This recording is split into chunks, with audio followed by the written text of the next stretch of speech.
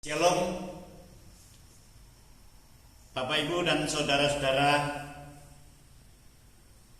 Pada pagi ini kita memasuki Minggu Paskah, kebangkitan Tuhan Yesus Kristus.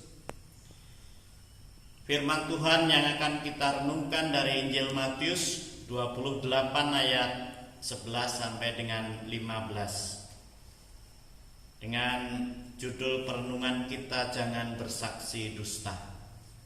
Bapak Ibu dan saudara-saudaraku yang dikasihi Tuhan, 1 atau 2 tahun yang lalu sampai sekarang ini media sosial baik itu Facebook, WA ataupun Instagram berkembang dan bertebaran berita-berita hoax, berita bohong.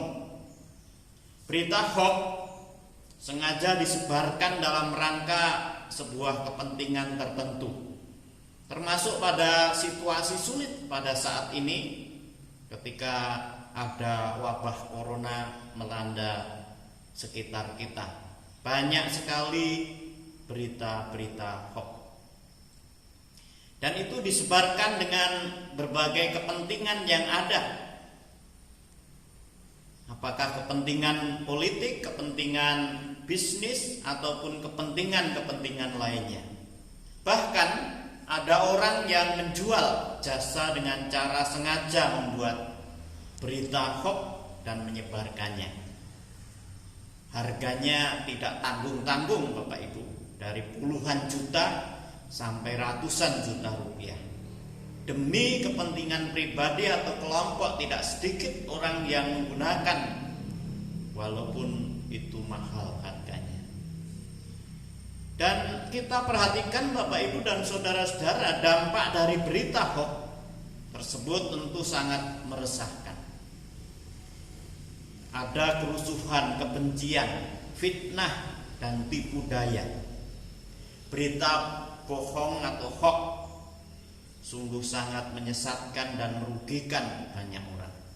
Hal inilah yang mendorong pemerintah negeri kita membuat undang-undang ITE, sehingga siapapun yang membuat dan menyebarkan berita hoax adalah tindakan kriminal dan akan berhadapan dengan hukum.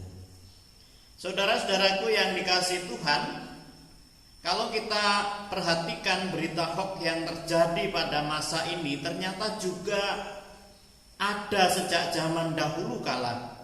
Bahkan dalam peristiwa sejarah kebangkitan Tuhan Yesus dari kematian juga diiringi dengan berita bohong, berita hoax yang sengaja dirancang dan disebarkan demi sebuah kepentingan. Kita akan melihat teks bacaan kita pada saat ini, Injil Matius pasal 28 ayat 11 sampai dengan 15. Bahwa dalam kebangkitan Tuhan Yesus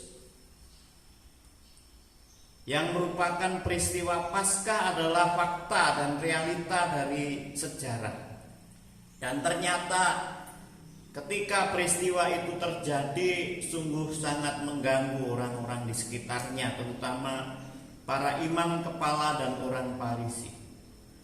Para imam kepala menjadi gelisah ketika mendengar kesaksian para serdadu yang melihat dengan mata kepala sendiri kebangkitan Yesus. Terjadi gempa bumi yang hebat. Selanjutnya datanglah malaikat menuju batu penutup kubur Yesus dan menggulingkannya. Hal ini yang membuat para serdadu menjadi sangat ketakutan dan terdiam seperti orang mati. Untuk menutupi fakta peristiwa kebangkitan, para imam kepala berunding, kemudian mereka memberi uang untuk menutup mulut para serdadu supaya mereka diam dan tidak menceritakan peristiwa yang sesungguhnya. Para imam kepala menyusun skenario berita, dan berita itu adalah berita hoax, berita bohong, dengan berkata kepada para serdadu, kamu harus mengatakan bahwa murid-muridnya datang malam-malam dan mencurinya ketika kamu sedang tidur. Jemaat yang dikasihi Tuhan, fakta kebangkitan Yesus dari kematian adalah kebenaran diputar balikkan dengan uang dan membuat berita yang tidak benar. Mereka mengeraskan hati terhadap kebenaran dan menolak fakta bahwa Yesus telah bangkit dari kematian. Akhirnya menjadikan mereka tersesat dan menyesatkan banyak orang melalui berita yang tidak benar. Jemaat yang dikasihi Tuhan, Minggu Paskah hari ini kita semua diajar oleh firman Tuhan sebagai umat Tuhan agar menjaga martabat kita sebagai umat Tuhan dengan menjaga hidup dalam kebenaran. Janganlah hanya demi sebuah kepentingan pribadi ataupun golongan lalu melawan kebenaran dengan bertindak tidak benar, ataupun demi kepentingan pribadi, keluarga ataupun golongan harus mengorbankan integritas, bahkan mengorbankan orang lain. Demikian juga di dalam dunia yang semakin materialistis, di mana harta selalu dipuja. Bondo iso dadi brahala. Kita semua diingatkan supaya tidak menjadi hamba uang.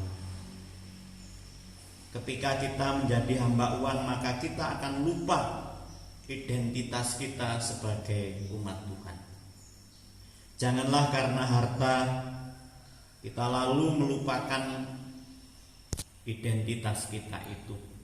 Kita melakukan apa saja sehingga menjadikan kita tidak terhormat dan tidak bermartabat.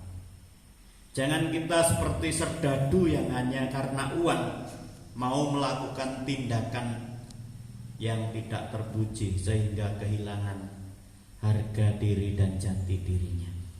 Melalui firman Tuhan pada saat ini kita juga diajar supaya memberitakan apa yang benar. Janganlah kita menyebarkan kabar bohong, karena ketika kabar bohong tersebar, maka banyak orang yang disesatkan dan dirugikan. Karena itu marilah kita meneladani Yesus yang rela berkorban demi keselamatan semua manusia. Ketika ada kerelaan berkorban, maka pasti ada kemuliaan, kebangkitan dan kehidupan. Sebaliknya, di mana ada kepentingan diri dengan mencari aman dan nyaman untuk diri sendiri, terlebih itu semua dibungkus dengan bermacam-macam kebohongan dan dusta, disitulah ada nyanyian kematian, karena ada banyak orang lain yang harus dikorbankan. Selamat Paskah, Tuhan memberkati kita. Amin.